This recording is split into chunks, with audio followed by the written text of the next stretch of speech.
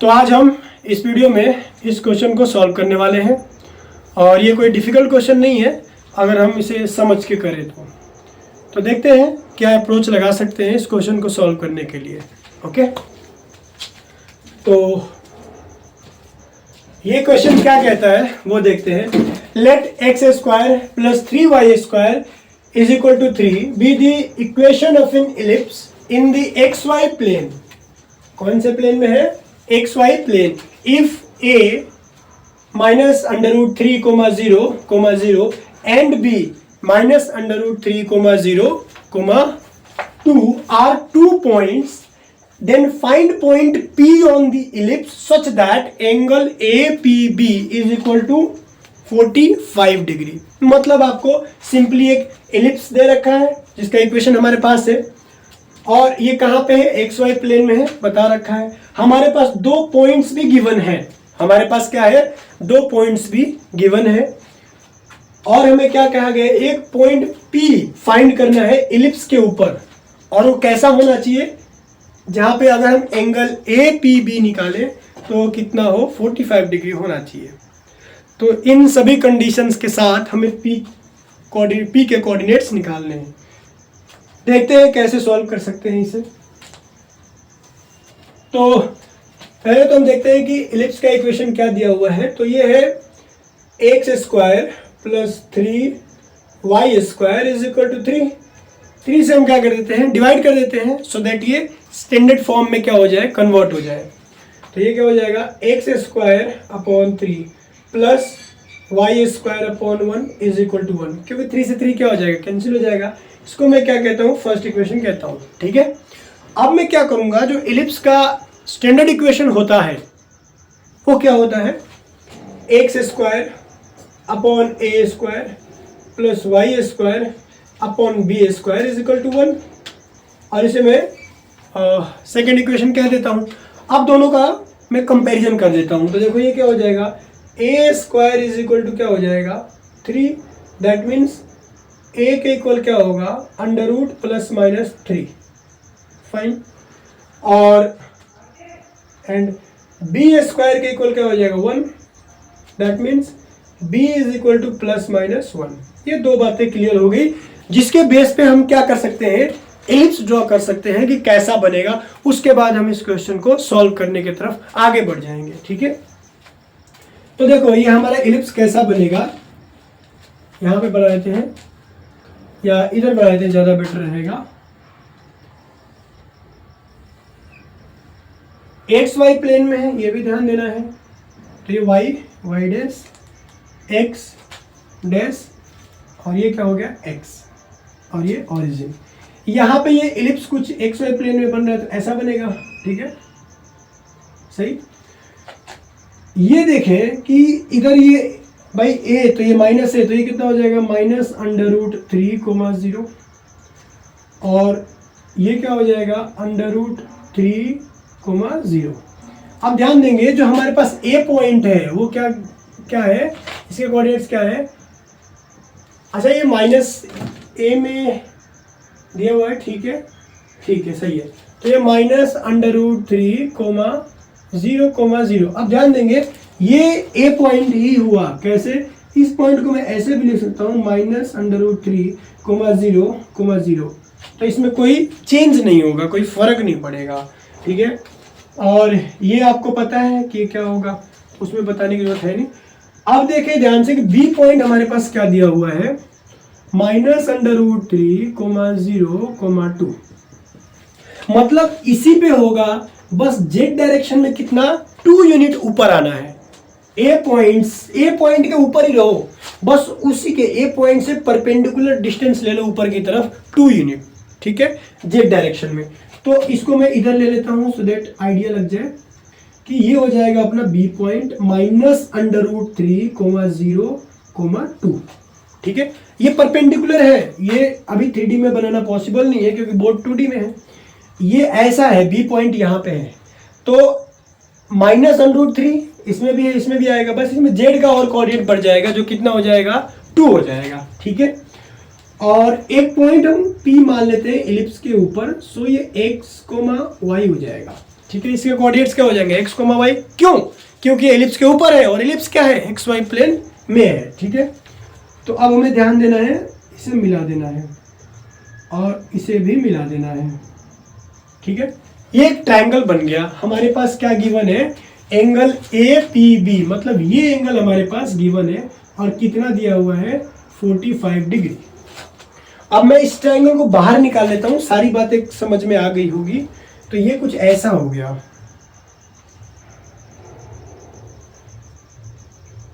ये ऊपर के साइड है तो थोड़ा सा ये दिक्कत हो रहा है, लेकिन ठीक है कोई दिक्कत नहीं, समझ में आ जाएगा। ऐसा बन रहा है, ये पी पॉइंट हो गया, ये ए पॉइंट था -√3, 0, 0 और ये बी पॉइंट -√3, 0, 2। ठीक, और ये कितना हो गया 45 डिग्री। अब इसमें ध्यान देने वाली बात है कि यहाँ पे ये जो एंगल बन रहा है ना ए का, ये कितना है 90 का। क्यों? क्योंकि ये जस्ट परपेंडिकुलर ही, मतलब आप कह सकते हैं कि वहां से परपेंडिकुलर डिस्टेंस ही तो है जेड का, अगर देखें जो 2 है, क्योंकि जेड क्या है एक्स एक्सिस के परपेंडिकुलर होता है, वाई एक्सिस के भी परपेंडिकुलर होता है। तो वहां से अगर ए पॉइंट से जस्ट हमने ऊपर लिया है तो परपेंडिकुलर ही होगा, मतलब 90 का होगा। तो ये एंगल 90 का हो गया। इससे क्या हो गया, ये भी क्या हो गया 45 का हो गया। अगर ये 45 है तो ये भी क्या हो गया 45 हो गया। अब हम क्या करेंगे, ए बी के बीच का डिस्टेंस निकाल लेते हैं। तो ए बी के बीच का डिस्टेंस क्या आएगा, देखें तो देखो ए क्या है आपके पास, ये है, बी ये है। तो देखो -√3 और माइनस माइनस ये प्लस हो जाएगा √3, इसका क्या हो जाएगा होल स्क्वायर प्लस वाई का तो कोई फर्क पड़ेगा नहीं, दोनों 0 0 है। तो 2 जेड में क्या आ जाएगा 2 - 0 का होल स्क्वायर और इन सब का स्क्वायर रूट। ठीक, अब ये क्या हो जाएगा, ये आपकी 0 हो जा रही है। तो मतलब ए बी के इक्वल क्या आ गया, ए बी के इक्वल क्या आ गया, देखेंगे ध्यान से, ये 4 होगा, फिर से क्या हो जाएगा 2, मतलब ए बी जो है वो 2 है। और ये हमें वैसे भी पता है, क्यों? क्योंकि ए से जस्ट हमने क्या किया है 2 यूनिट ऊपर ही तो लिया है। तो ए बी के बीच का डिस्टेंस क्या होगा, ये कैलकुलेट करने की भी जरूरत नहीं है। करना चाहो तो कर सकते हो, जरूरत नहीं है। तो अगर ये 2 हो गया तो ये भी क्या होगा 2। क्यों होगा भाई, वो भी कैलकुलेट करने की जरूरत नहीं है। हालांकि आप कर सकते हो, इसके डिस्टेंस को इसके इक्वल रख देना, हो जाएगा। बट आपको पता है कि अगर ये भी 45 ये भी 45, अगर अपोजिट एंगल्स इक्वल है तो अपोजिट साइड्स भी क्या होंगे, इक्वल होंगे। दैट मीन्स ये भी क्या हो गया 2 हो गया। ठीक है, कोई दिक्कत नहीं है ना। आगे और देखते हैं कि अब इस 2 से हम क्या कर सकते हैं। ठीक है, तो अब हम क्या करेंगे, ए और पी के बीच का डिस्टेंस निकालेंगे। तो ए पी, ध्यान से देखेंगे, ए ये है, पी ये है। तो ये क्या हो जाएगा 2D में ही है ना, तो ये क्या हो जाएगा x माइनस माइनस प्लस √3 का होल स्क्वायर प्लस y - 0 का होल स्क्वायर। और ये डिस्टेंस किसके इक्वल आएगा 2 के। दोनों साइड का स्क्वायर कर देते हैं। तो ये क्या हो जाएगा x प्लस √3 का whole square plus y square is equal to 2। और देखेंगे, इसको खोल लेते हैं। तो ये क्या हो गया x स्क्वायर प्लस 3 प्लस कितना हो जाएगा ये 2√3x, fine, plus y square is equal to, अच्छा इसका भी हम स्क्वायर करेंगे ना, क्योंकि दोनों साइड का स्क्वायर किए हैं। तो ये क्या हो गया 4 हो गया। कोई प्रॉब्लम नहीं होनी चाहिए। तो ये क्या हो गया x square plus 2√3x plus y square is equal to what, ये उधर जाए क्या हो जाएगा माइनस, तो ये 1 हो गया। ठीक है, ये बातें क्लियर हो गई यहाँ तक। इसको थर्ड इक्वेशन कह सकते हैं। अब देखो एलिप्स का इक्वेशन क्या दिया हुआ है, x square plus 3y square is equal to 3।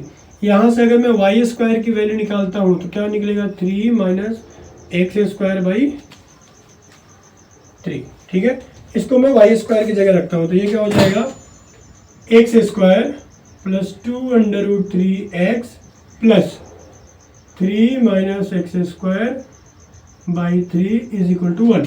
अब 3 से क्या कर देंगे, मल्टीप्लाई कर देंगे, तो ये क्या हो जाएगा 3x² plus 6 under root 3x plus ये क्या हो जाएगा 3 minus x² is equal to what, 3 हो जाएगा ये।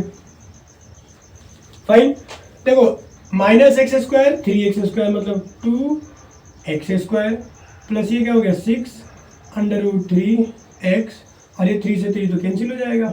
ठीक है, अब देखो ये इक्वेशन क्या है, क्वाड्रेटिक इक्वेशन है, तो बस हमें क्या करना है, इसे सॉल्व कर लेना है।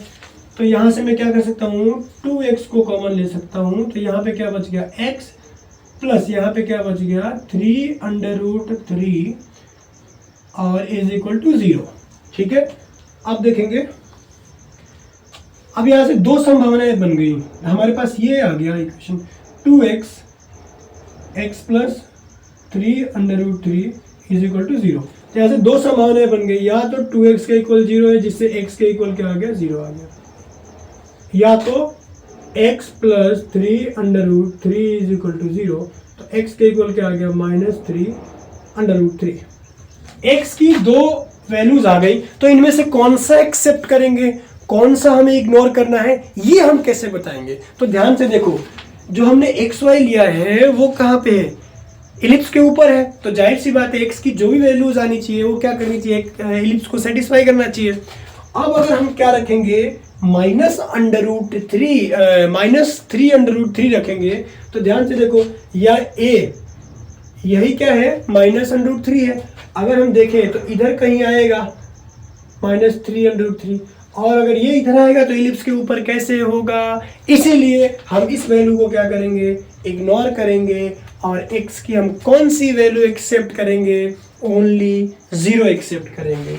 दैट मीन्स आपके पास इलिप्स का इक्वेशन क्या है, ये है, और यहाँ से आपने y की वैल्यू निकाल ली x के टर्म में ये, तो ये ले लो y² is equal to 3 minus x² by 3।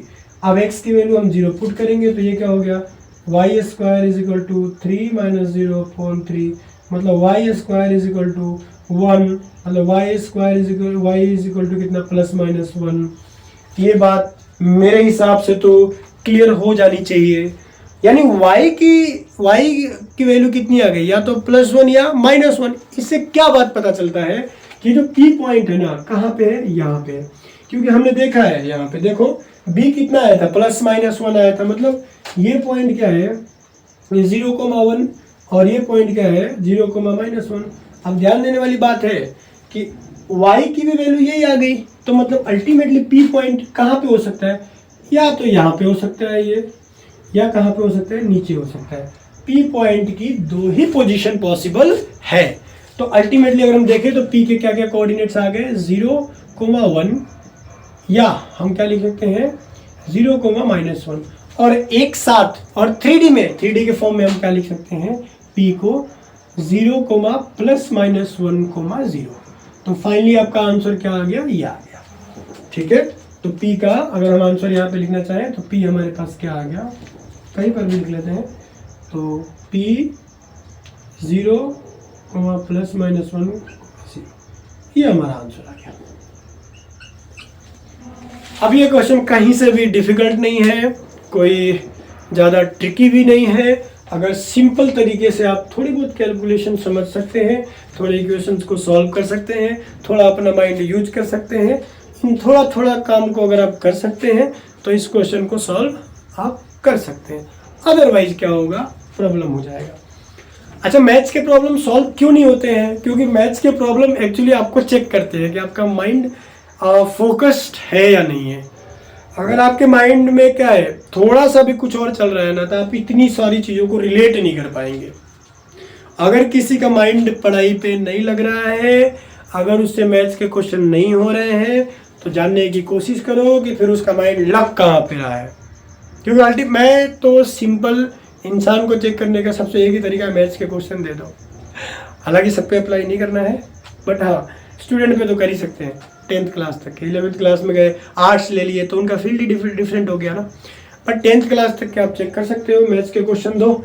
अगर सॉल्व नहीं हो रहे हैं तो कंसंट्रेशन में कुछ कमी है, फोकस नहीं कर पा रहे हैं, कुछ ना कुछ ऐसी बात चल रही होगी दिमाग में जिससे क्लैरिटी आसानी से आ जाएगी।